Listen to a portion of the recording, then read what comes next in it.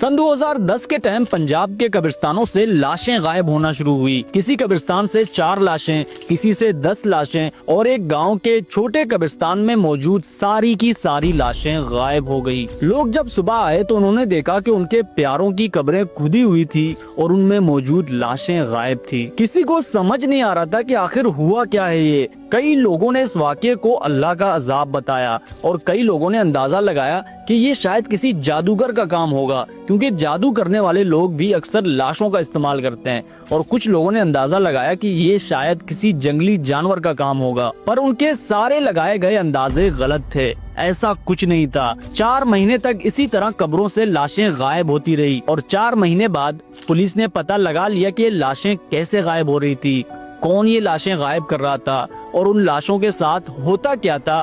ये जानकर आपके होश उड़ जाएंगे। कहानी में आगे बढ़ने से पहले मैं आपको बताना चाहता हूँ कि अगर आप एक कंटेंट क्रिएटर बनना चाहते हैं, आप चाहते हैं कि आप ऑनलाइन वीडियोस डालें और वो वायरल हों, आप चाहते हैं कि आपके वीडियोस में भी मिलियंस में व्यूज आएं और आप अपने कंटेंट से पैसे कमाएं, तो आपके भाई ने अपना एक कंटेंट मास्टर क्लास लॉन्च किया है, जिसमें मैंने अपने सोशल मीडिया के 10 साल के करियर में जो जो कुछ सीखा है वो सब कुछ मैंने इस कोर्स में। टिकटॉक अकाउंट पाकिस्तान में आप बैठे बैठे कैसे मोनेटाइज कर सकते हैं और भी बहुत कुछ जो मैंने 10 सालों में सीखा है, जो कुछ मुझे पता है वो सब कुछ मैंने इस कोर्स में बताया। इस कोर्स की सबसे अच्छी बात यह है कि इस कोर्स में ज्वाइन होने के 90 दिनों के अंदर अंदर अगर आप पैसे कमाने के काबिल नहीं हुए, आपके वीडियोस में व्यूज नहीं आए और सोशल मीडिया में आपका एक ऑडियंस नहीं बन सका, तो मैं आपके पूरे पैसे वापस कर दूंगा।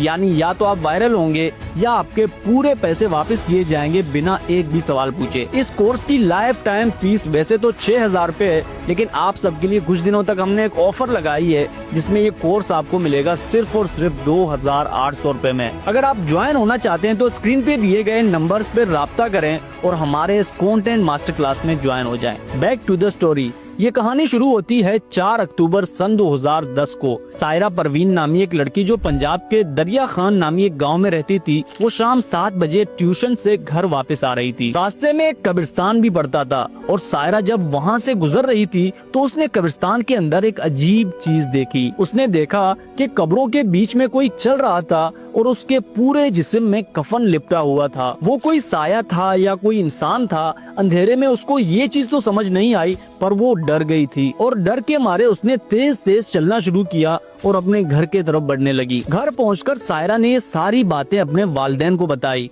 और वालिदैन ने सायरा को दिलासा दिया कि ऐसा कुछ नहीं है, ये सब तुम्हारा वहम है, और अगर वहाँ कोई था भी तो वो कोई इंसान ही होगा जो कब्रिस्तान में फातिहा पढ़ने आया होगा। खैर ये बात वहीं खत्म हुई। अगले दिन सायरा फिर से ट्यूशन के लिए रवाना हुई और जब उसके छुट्टी का टाइम हुआ तो इस बार सायरा वापस घर नहीं आई। वैसे तो वो शाम 7 बजे ही घर आ जाती थी, पर रात के 8 बज गए और सायरा घर वापस नहीं आई थी। तो उसके घर वालों ने ट्यूशन कॉल करके सायरा का पूछा, पर ट्यूशन वालों ने बताया कि सायरा तो बहुत पहले ही घर के लिए निकल गई थी। ये सुनकर उसके घर वालों के होश उड़ गए। उन्होंने सबसे पहले अपने रिश्तेदारों के घर मालूम किया कि शायद वो वहीं गई हो और सायरा के दोस्तों से भी मालूम करना शुरू किया, पर सायरा का कुछ पता नहीं चल रहा था। रात के 11 बजे जब उसके घर वाले उसको हर जगह ढूंढ रहे थे और इत्तेफाकन जब उनकी गुजर उस कब्रिस्तान वाले रास्ते से हुई तो उन्होंने देखा कि सड़क के बीच में सायरा की लाश पड़ी हुई है। ये देखकर उनकी तो जैसे दुनिया ही खत्म हो गई। उन्होंने पुलिस बुलाया और पुलिस ने आकर जब तहकीक किया तो उनको समझ ही नहीं आई कि इसकी मौत आखिर हुई कैसे। एक तरफ सायरा के वालिदैन बता रहे थे कि वो बिल्कुल सेहतमंद थी और उसे कोई बीमारी नहीं था, और दूसरी तरफ पुलिस को वहाँ सायरा के कदमों के निशानों के अलावा कोई निशान नहीं मिल रहा था और ना ही उसके जिस्म पर कोई मारने कूटने का या काटने का निशान था जिससे ये जाहिर हो कि इसको कत्ल किया गया है। और ये सब कुछ देखकर पुलिस हैरान थी कि इसकी मौत हुई कैसे। खैर अगले दिन सायरा के मजहबी रसूमात अदा करके उसको उसी कब्रिस्तान में दफन किया गया, पर हद तो तब हुई जब अगले दिन उसके घर वाले उसके कब्र पर फातिहा पढ़ने आए तो उन्होंने देखा कि सायरा की कब्र खुदी हुई थी और उसकी लाश कब्र से गायब थी। ये देखकर उनके होश उड़ गए। उन्होंने फौरन से अपने सभी रिश्तेदारों और फैमिली मेंबर्स को कॉल किया और कब्रिस्तान बुलाया, और जो भी फैमिली मेंबर कब्रिस्तान आता और ये खाली कब्र देखता वो हैरान हो जाता। उन्होंने बहुत ढूंढा, पुलिस को भी इन्वॉल्व किया, पर उनके हाथ कुछ नहीं लगा। सायरा की यूं अचानक मौत होना और उसके कब्र से उसकी लाश का गायब हो जाना, इस चीज ने पूरे मोहल्ले में खौफ का माहौल बना दिया था। इस वाकये के ठीक एक हफ्ते बाद उसी इलाके के एक इमाम साहब जब मस्जिद में इशा की नमाज पढ़ाकर वापस अपने घर की तरफ आ रहे थे, तो उसने भी कब्रिस्तान में कुछ अजीब चीजें देखी। उसने देखा कि एक चीज कब्रों के बीच में भाग रही है और उसने अपने पूरे जिस्म में कफन लपेटा हुआ है। कारी साहब को ये चीज अजीब तो लगी, पर उसने भी कब्रों के बीच में जाकर देखा नहीं कि वो चीज है आखिर क्या। वो अपने घर आया और खाना खाते वक्त उसने अपने बीवी को और भाई को ये चीज बताया कि उसने आज कब्रिस्तान में एक अजीब सी चीज देखी। खैर, इमाम साहब खाना खाकर सो गए और अगले दिन फजर की नमाज पढ़ाने मस्जिद चले गए। पर इस बार इमाम साहब भी वापस घर नहीं आए। उसको भी बहुत ढूंढा गया, पूरे इलाके में लोगों से पूछताछ की गई, पर इमाम साहब को फजर की नमाज के बाद किसी ने भी नहीं देखा था। और आखिरकार कारी साहब की भी लाश उसी कब्रिस्तान वाले रास्ते पर मिली। और हैरानगी की बात तो ये है कि जब कारी साहब को दफनाया गया तो अगले दिन कारी साहब की भी लाश कब्र से गायब हो चुकी थी। पुलिस ने बहुत कोशिश की पता लगाने की, पर उनके हाथ कुछ नहीं आ रहा था। उन्होंने पूरी रात कब्रिस्तान में भी गुजार कर देखी, पर उनको कोई इंसान या कोई भी ऐसी मखलूक नजर नहीं आई। तो असल में उस गाँव में हो क्या रहा था, लाशें गायब कैसे हो रही थी, इस चीज ने सबको परेशान करके रख दिया था। लोगों ने अपने प्यारों को दूर दराज के कब्रिस्तानों में दफनाना शुरू किया, उनकी कब्रों को फौरन से पक्का करना शुरू किया और ऐसे कब्रिस्तानों में अपने प्यारों को दफनाना शुरू किया जहां प्रॉपर कोई चौकीदार हो कब्रों के हिफाजत के लिए, और जहां से कोई भी लाश गायब हो जाने का वाकया रिपोर्ट ना हुआ हो। खैर, कुछ दिन तक तो पुलिस ने भी खूब इन्वेस्टिगेशन किया, पर एक भी सबूत हाथ न आने पर पुलिस ने भी हार मानकर इस केस को रफा दफा कर दिया। अगले एक महीने में उसी कब्रिस्तान वाले रास्ते में सेम उसी तरह 2 लोगों की मौत हुई और उनको भी जब दफनाया गया तो उनकी भी लाशें कब्रों से गायब हो गई थी। अब लोगों को भी समझ आ गया था कि मसला इस कब्रिस्तान वाले रास्ते का है, इसलिए लोगों ने उस कब्रिस्तान वाले रास्ते से आना जाना ही छोड़ दिया था। लोगों ने उस गाँव में अकेले घूमना बंद कर दिया। रात के टाइम कोई अपने घर से निकलता नहीं था और पूरे गांव में खौफ का माहौल बन गया था। हर कोई इस चीज से डरा हुआ था। एक दिन नासिर नामी एक बंदा जो उसी गांव में रहता था, उसने पुलिस को कॉल करके एक आम सी शिकायत की कि उनके गली में एक घर है जो ज्यादातर तो बंद ही रहता है, पर उस घर से एक अजीब सी बदबू आती है जिससे पूरे गली वालों को उससे तकलीफ होती है और उस गली में रहना मुहाल हो गया है। पुलिस जब वहां पहुंची तो उन्होंने देखा कि पूरे गली वाले पहले से ही उस घर के बाहर मौजूद थे और उस घर के बाहर एक रश सा लगा हुआ था। पुलिस ने जब उस घर में दस्तक दी तो उस घर से एक बंदा निकला। उसने अपना नाम आरिफ अली बताया और उसने बताया कि वो और उसका बड़ा भाई इस घर में रहते हैं। खैर, पुलिस ने उनसे कहा कि उनको घर की तलाशी लेनी है। ये सुनकर ही आरिफ के चेहरे का रंग उड़ गया। उसने पहले तो पुलिस को मना किया, अंदर घुसने की इजाजत नहीं दी, पर जब पुलिस ने उसकी बात ना मानकर जबरदस्ती अंदर घुसने की कोशिश की तो उसने फौरन से दरवाजा बंद किया और अंदर से कुंडी लगा ली। ये देखकर पुलिस को वो बंदा अजीब सा लगा। उनको शक हुआ कि जरूर ये बंदा अंदर कुछ छुपा रहा है, इसलिए 2 पुलिस ऑफिसर्स ने वो दरवाजा तोड़ा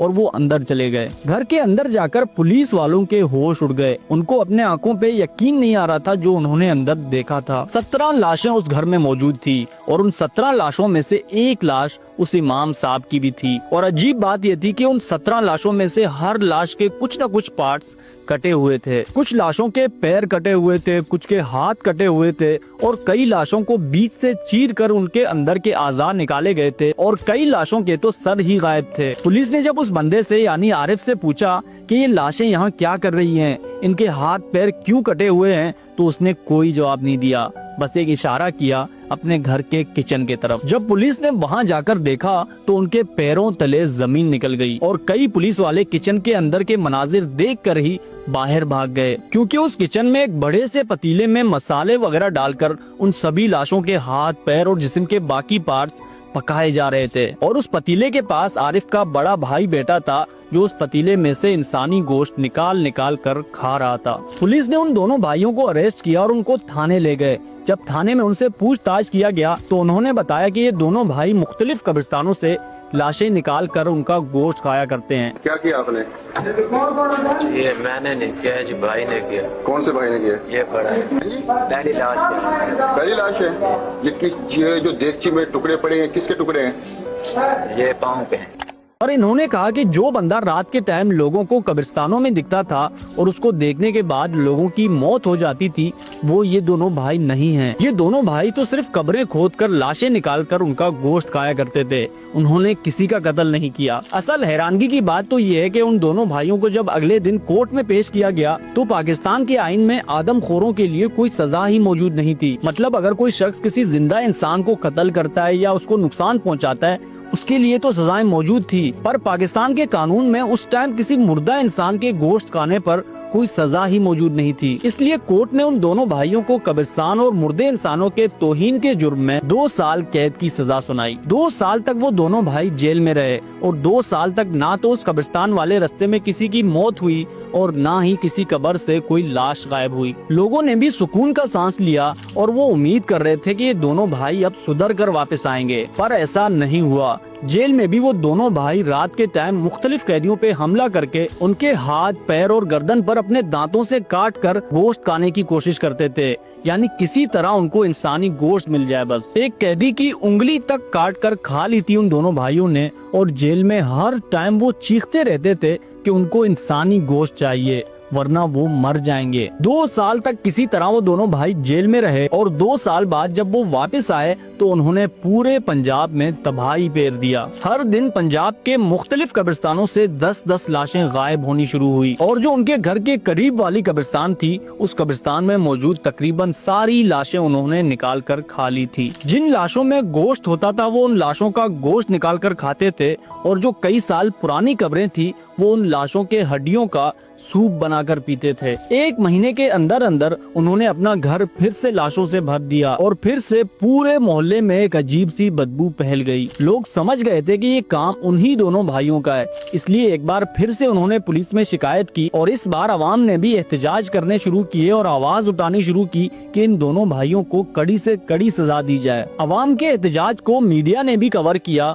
और इस तरह पंजाब के एक छोटे से गाँव का मसला अब पूरे पाकिस्तान का मसला बन गया था। पाकिस्तान भर से लोग इनकी मुखालफत करने लगे और गवर्नमेंट से अपील करने लगे कि इनको फांसी दी जाए। इसलिए पुलिस ने भी इस बार इन दोनों भाइयों पे कोई तरस नहीं खाई। इनकी सही से रिमांड ली गई तो पता चलता है कि रात के टाइम कफन पहनकर कब्रिस्तान में घूमने वाले भी ये दोनों भाई ही थे और जितने भी लोगों का कत्ल उस गाँव में हुआ था वो भी इन दोनों भाइयों ने ही किया था। उन दोनों भाइयों ने पुलिस को ये भी बताया कि उन्होंने एक दिन में 10 इंसानी लाशों को भी काट कर खाया है। हालांकि अगर देखा जाए तो एक इंसान के लिए इतना सारा गोश्त खाना ऑलमोस्ट नामुमकिन है, पर ये लोग कैसे खाते थे इतना सारा गोश्त कुछ नहीं पता। जब पुलिस ने उनसे पूछा कि क्यों खाते हो तुम इंसानी गोश्त, तो उन्होंने बताया कि बहुत साल पहले एक काला जादू करने वाले बाबा ने उनसे कहा कि अगर इंसानी गोश्त खाओगे तो तुम्हारी सारी ख्वाहिशें पूरी होंगी। इसलिए पहले तो उन्होंने शौक में इंसानी गोश्त खानी शुरू की, पर अब इंसानी गोश्त खाना उनके लिए एक नशा जैसा बन गया है। अगर इंसानी गोश्त उनको ना मिले तो वो अपने जिस्म को काट कर भी खा सकते हैं। इनकी इस तरह की दरिंदगी देखकर 17 नवंबर सन 2012 को कोर्ट ने इनको 14 साल जेल की सजा सुनाई। ये दोनों भाई आज भी जिंदा हैं और जेल में हैं। पर खौफ की बात तो ये है कि इस साल सन 2026 में इन दोनों भाइयों की सजा पूरी हो रही है और वो जेल से रिहा हो जाएंगे, यानी कुछ महीने बाद वो फिर से पंजाब के लोगों का गोश्त खाने आ रहे हैं। आपको क्या लगता है कि वो लोग सुधर जाएंगे या वैसे ही रहेंगे? अपने राय का इजहार कमेंट सेक्शन में लाजमी कीजिएगा। ये थी हमारी आज की स्टोरी। आई होप आपको पसंद।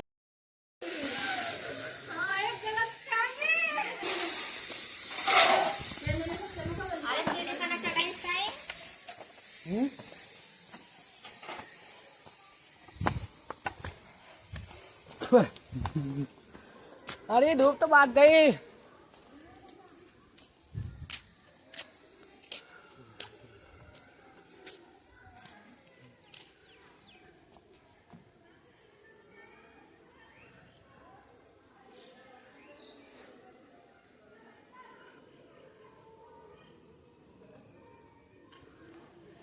ये वीडियो पाकिस्तान के भाई है। पाकिस्तान भाई ऐसे कारनामे होते रहते हैं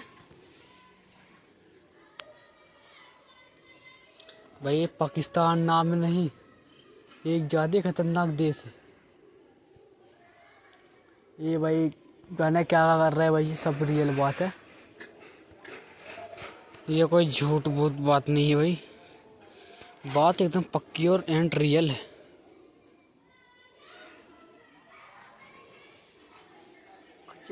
खच्चर खच्चर चट्टा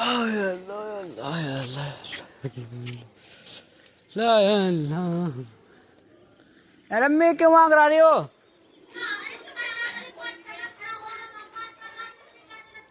है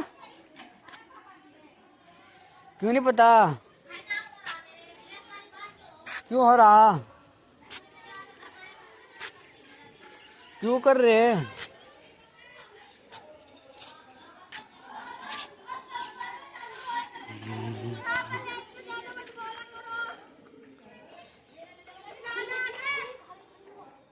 पंद्रह 18 मिनट की वीडियो की वो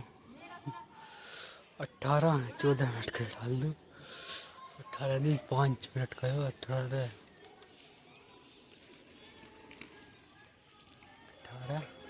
16 मिनट का 4 5 9 मिनट का डालूंगा 25 हो जाएगी।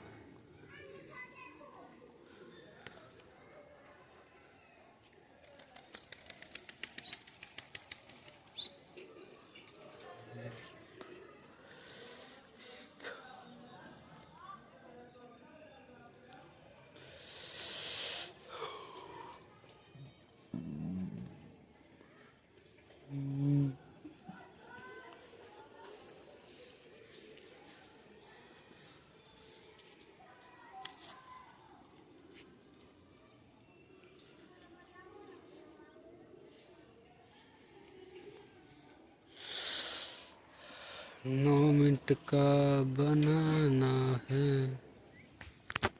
पूरा का पूरा।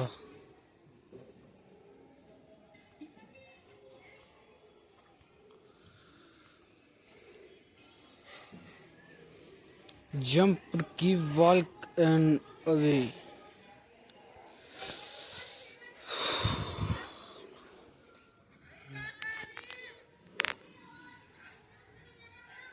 कैमरा में क्या रिकॉर्ड हो रहा है रे भाई? कहना उसका स्ट्रगल का तो भाई आज वीडियो बनाना ही है।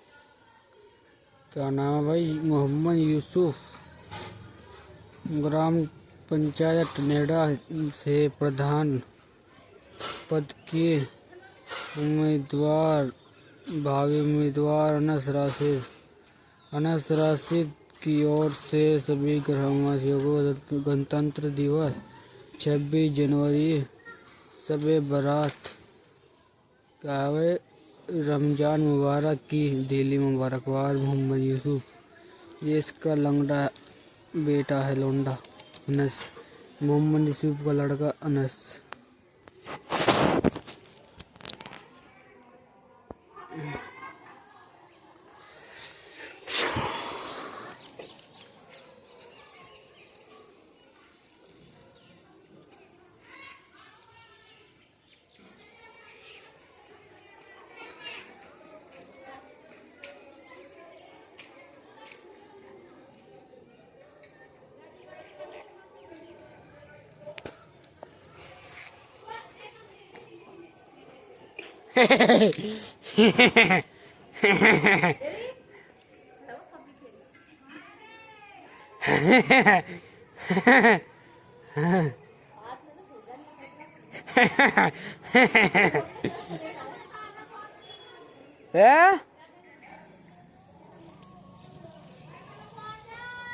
आर्या तले को भी रम्मी तो वहां जा रही थी।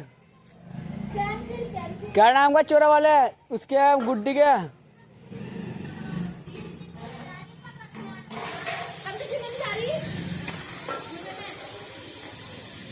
उसके गुड्डी का क्या है गुड्डी में चोरा वाले तो वहां क्या करने रही? शायद 2-4 दिन को भेज दो वहां गुड्डी के। हाँ घूम आगे।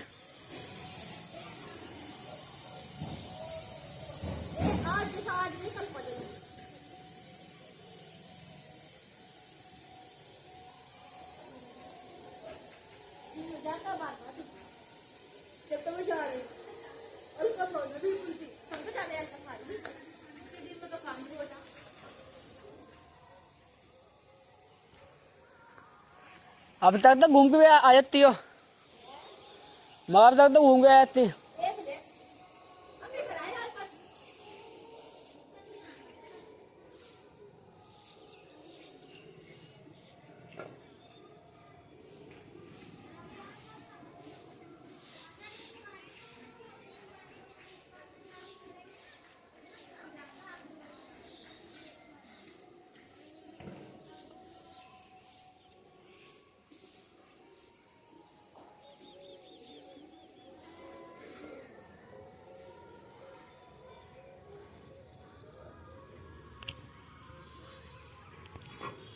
My new car.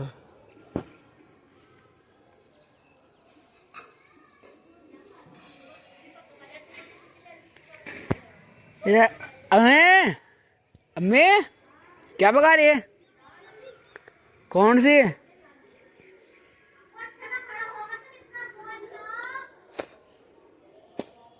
मकान किसका नाम हो रहा? भाई बैठ गया इसकी तो भाई। मेरा आधार कार्ड दे, मेरा आधार कार्ड 57 97 96 3609 जल्दी। है हाँ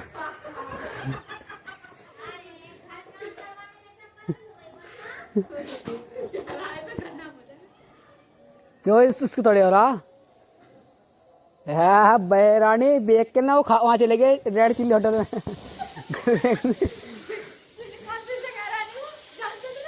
हाँ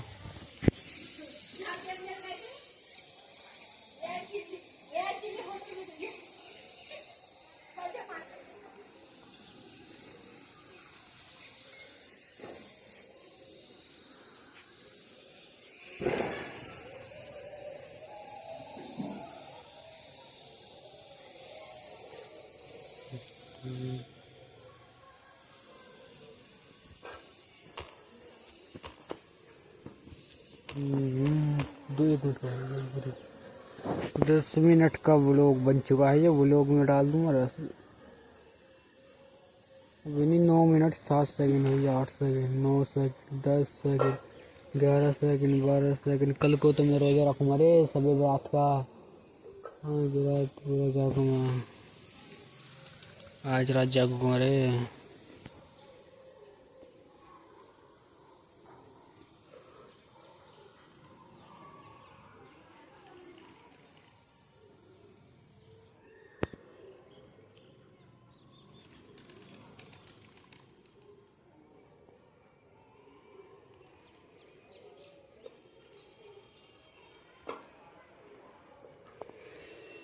कैमरा एक ऐसी चीज़ बन गया भाई, कुछ ये कर लो, किसी को वीडियो बनाओ, कैसी अपनी वीडियो बनाओ, डाल लो।